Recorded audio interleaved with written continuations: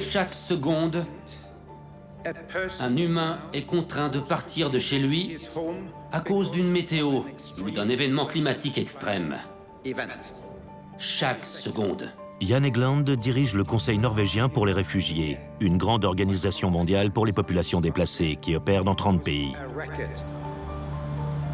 J'ai voulu le rencontrer pour qu'il me parle de la situation. Que répondez-vous aux climato-sceptiques qui disent « On a des sécheresses et des inondations en Afrique depuis la nuit des temps.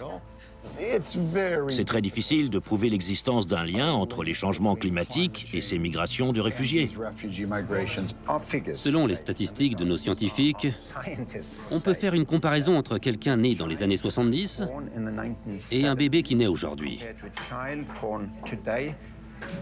Celui né aujourd'hui a 60% de risque en plus d'être déplacé par des catastrophes naturelles. Est-ce que l'on parle de 200 millions ou d'1 milliard de gens qui devront migrer à la prochaine génération? C'est tout le problème. Ça, on n'en sait rien. Et ils ont des droits? Non. Il n'existe aucune convention pour les réfugiés climatiques, comme il y en a pour les réfugiés de guerre ou politiques.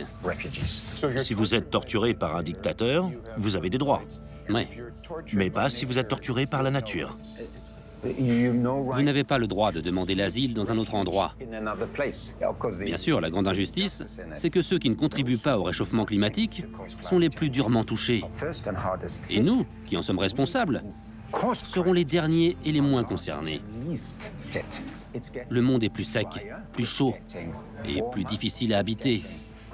C'est une question de vie ou de mort.